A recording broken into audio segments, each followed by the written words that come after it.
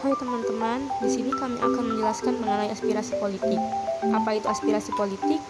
Yuk mari kita ke pembahasan. Aspirasi politik adalah keinginan atau usulan rakyat yang menyangkut masalah atau kebijakan politik. Aspirasi politik biasanya disampaikan kepada wakilnya di DPR atau DPRD.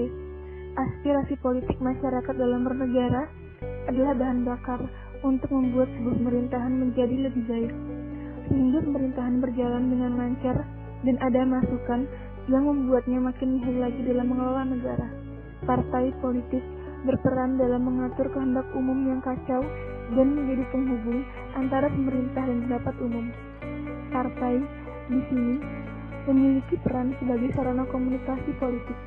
Salah satu tugas dari partai politik adalah menyalurkan aneka ragam pendapat dan aspirasi masyarakat dan mengaturnya sedemikian rupa sehingga kesimpang siuran pendapat dalam masyarakat berkurang. Dalam aspirasi politik pasti akan ada perbedaan yang menimbulkan konflik. Untuk mengatasinya bisa dilakukan dengan mengimbau semua pihak untuk mendahulukan kepentingan nasional di atas kepentingan kelompok dan golongan, serta menjunjung tinggi semangat persaudaraan, persatuan, dan kesatuan. Penting pula dicermati bagaimana aspirasi dan perilaku politik generasi Z. Corak aspirasi politik generasi Z berbeda dari generasi sebelumnya, karena makin banyaknya aksi yang dilakukan secara personal dan diinisiasi oleh individu, bukan organisasi. Contohnya, banyak tersebar pemuda usia 17-21 tahun, angkatan tertua generasi Z yang menjadi social influencer lewat unggahan di Facebook atau foto di Instagram, menyampaikan pendapat di blog atau Line, menghimpun dana sosial lewat kitabisa.com, mengaju petisi via change.org, menulis gagasan lewat tweet ataupun kolom opini, hingga membuat meme untuk menyindir pejabat. Intinya, apa yang bisa dimulai dari diri sendiri melalui gawai masing-masing. Setiap ada persoalan yang dianggap merugikan rakyat, mereka berhak menyampaikan aspirasi.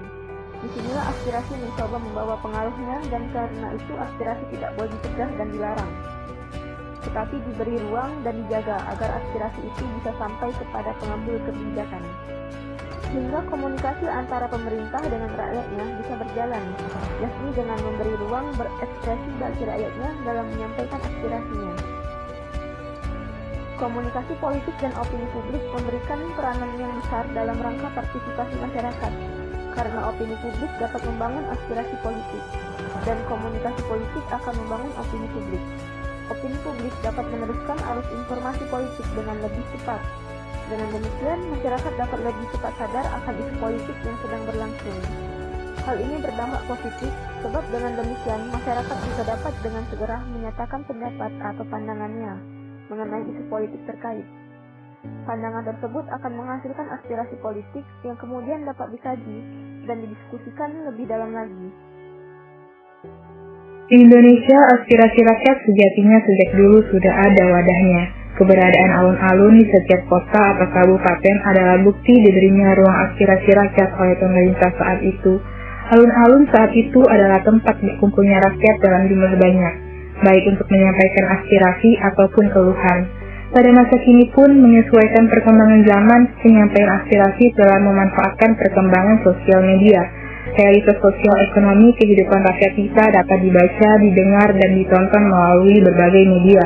Di sisi lain, para politisi di DPR jelas memiliki kantor cabang atau wilayah partai masing-masing, sehingga aspirasi rakyat dapat disalurkan oleh pengurus partai di daerah. Ketidakpercayaan masyarakat tidak terlepas dari kebiasaan pemerintah yang terlampau banyak memusatkan perhatian pada dirinya atau self-centered. Mereka terkadang abai bahwa masyarakat membutuhkan waktu dan persiapan yang cukup untuk memahami, kemudian menyesuaikan diri pada kebijakan baru yang dibuat oleh pemerintah. Jika suatu kebijakan baru diterapkan, lalu masyarakat memprotes, barulah pemerintah menaruh perhatian serius terhadap kebijakan yang disalah tersebut. Atau pemerintah menunggu hingga protes reda dan kembali memaksakan kebijakannya.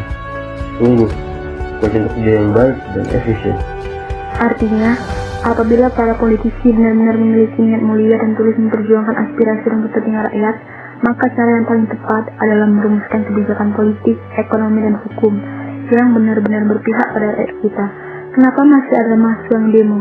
Kenapa masih ada rakyat yang protes ketika ada kebijakan-kebijakan baru? Karena dalam kebijakan itu masih ada celah-celah yang dapat dikritisi, ditambah dengan kurangnya sosialisasi pada masyarakat kita, sehingga sering terjadi salah penafsiran dalam peredarannya pada masyarakat. Namun meskipun begitu, walaupun belum sempurna, aspirasi politik masyarakat dalam pembuatan kebijakan negara di Indonesia tidak bisa pula kita katakan tidak memiliki pengaruhnya atau tidak efektif. Karena di sini, sering kali yang bermasalah adalah bagaimana cara pemerintah mengelola dan melaksanakan aspirasi-aspirasi tersebut untuk membuat kebijakan yang memprioritaskan kesejahteraan bersama, terutama rakyat. Pada intinya, apakah aspirasi politik berpengaruh dan efektif? Dalam pembuatan kebijakan negara, aspirasi politik masyarakat menjadi hal yang penting karena berawal dari aspirasi. Suatu kebijakan pemerintah kadang bisa menjadi prestasi yang membanggakan dari pemerintah itu sendiri. Seberpengaruh dan seefektif itulah aspirasi. Namun, meskipun begitu, tidak bisa pula kita katakan bahwa aspirasi politik tidak memiliki pengaruhnya dan tidak efektif. Karena di sini, seringkali yang bermasalah adalah bagaimana cara pemerintah mengelola dan melaksanakan aspirasi-aspirasi tersebut.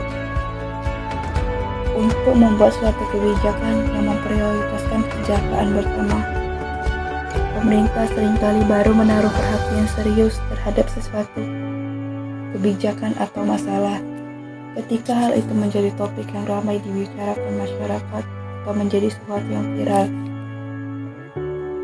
Seakan-akan untuk bisa didengarkan kita harus memviralkannya terlebih dahulu, baru kemudian itu mendapat sorotan dari pemerintah, atau pemerintah menunggu hingga protesnya mereda dan kembali melaksanakan kebijakannya. Jadi, jika sudah begini, tuli tidakkah sebenarnya negara